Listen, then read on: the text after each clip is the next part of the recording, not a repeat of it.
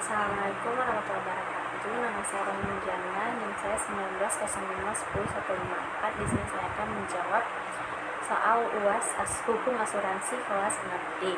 Nomor 1.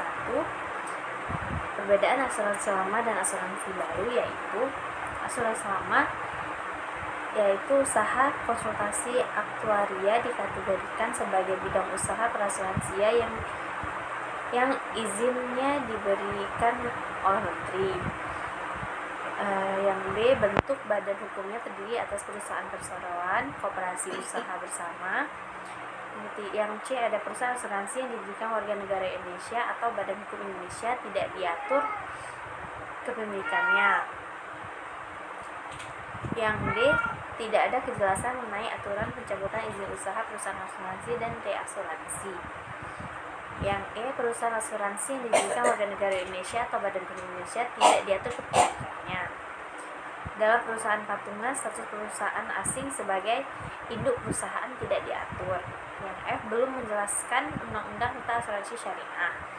Sedangkan pada asuransi baru yaitu konsultan aktuaria bukan usaha perasuransian, melainkan profesi penyediaan jasa bagi perusahaan asuransi dan harus terdaftar di OJK. Yang B, bentuk badan hukumnya terdiri atas perusahaan terbatas, PT, koperasi, dan usaha bersama. Perusahaan asuransi jika warga negara Indonesia atau badan hukum Indonesia harus dimiliki WNI secara langsung maupun tidak langsung. Yang C, sudah menjelaskan undang-undang asuransi syariah. D, paling lama 30 hari sejak tanggal dicabutnya izin usaha, perusahaan asuransi dan reasuransi harus menjalankan rapat umum pemegang saham.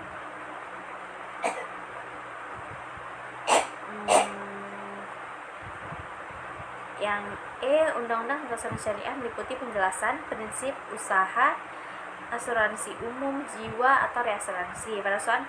Peraturan perusahaan asuransi syariah, peningkatan kapasitas dan perlindungan pengawasan pemegang polis. Nomor 2.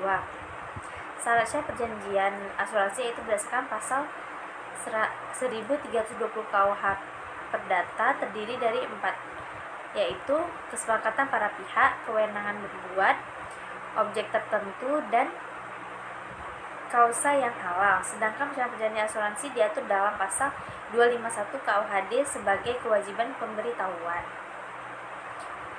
Nomor 3, jenis-jenis asuransi berdasarkan akad. Yang pertama ada akad tijarah atau biasa untuk mengelola uang premi yang telah diberikan kepada perusahaan asuransi syariah yang berkedudukan sebagai pengelola. Sedangkan nasabahnya berkedudukan sebagai pemilik uang. Ketika masa perjanjian itu habis, maka uang premi yang diakadkan dengan akad tijarah akan dikembalikan beserta bagi hasilnya. Yang kedua ada akad tabaru. Peserta memberikan hibah yang akan digunakan untuk menolong peserta lain yang terkena musibah, sedangkan perusahaan bertindak sebagai pengelola dana hibah. Akad tadaru adalah akad hibah dalam bentuk pemberian dana dari satu peserta kepada dana tadaru untuk tujuan tolong-menolong di antara para peserta.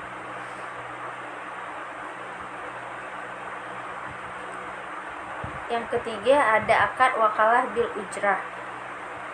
Adalah akad tijarah yang memberikan kuasa kepada perusahaan sebagai wakil peserta untuk mengelola dana tabarru sesuai kuasa atau wewenang yang diberikan dengan imbalan berupa fee.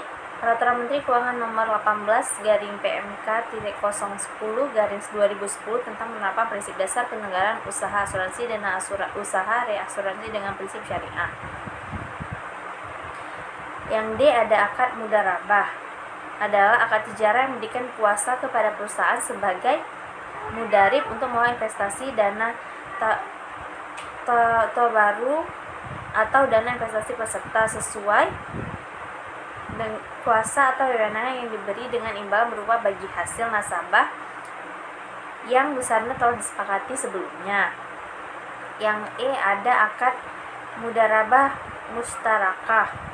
Adalah akad tijarah yang memberikan kuasa kepada perusahaan sebagai mudarib untuk mengelola investasi dana tabaru dan investasi peserta digabungkan dengan kekayaan perusahaan sesuai kuasa atau wewenang yang diberikan dengan imbalan berupa bagi hasil.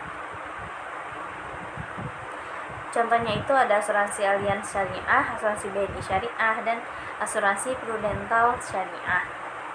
Nomor keempat, hukum asuransi dalam Islam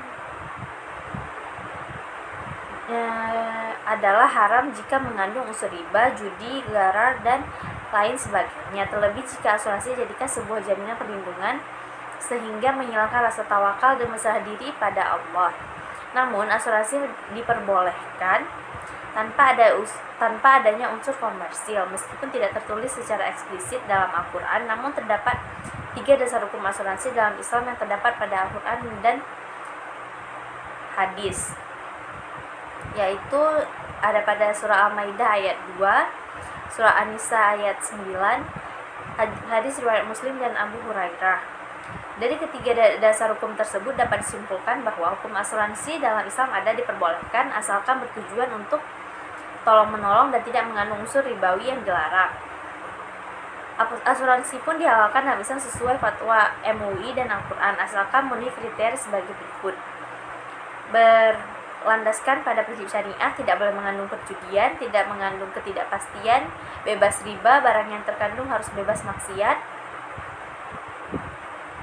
menggunakan unsur tolong-menolong, risiko dan keuntungan yang didapat dimiliki bersama, premi atau dana kontribusi tidak hangus, instrumen investasi sesuai syariat Islam, pengelolaan dana dilakukan secara transparan, salah satu bentuk muamalah sesuai akad dan dalam asuransi. Soal yang terakhir, soal bonus, yaitu analisis kasus. Yang pertama, pihak yang mengklaim asuransi yaitu Anto. Kenapa Anto? Karena dia yang mengalami kecelakaan tersebut.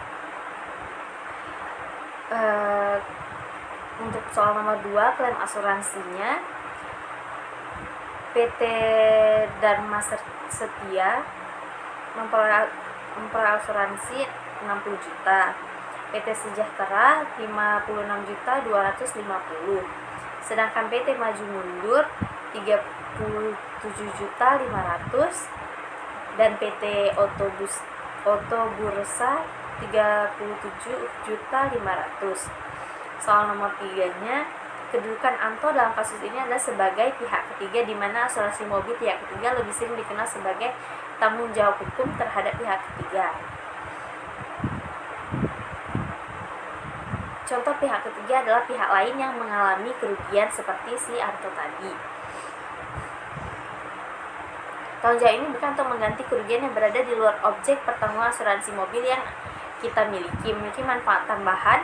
Asuransi mobil pihak ketiga sangat penting bagi pemilik kendaraan mobil, terutama mereka yang tinggal di kota-kota besar, sehingga dapat meningkatkan resiko kecelakaan. Dengan memiliki perlindungan tambahan ini bisa menjadi sebuah tindakan preventif, sehingga ke depannya Anda tidak perlu lagi mengkhawatirkan atas biaya ganti rugi maupun tuntutan yang diajukan oleh pihak ketiga. Soal nomor 4-nya, di sini ada 3 macam jenis asuransi. Yang pertama ada all risk, ada total loss only, dan tanggung jawab hukum.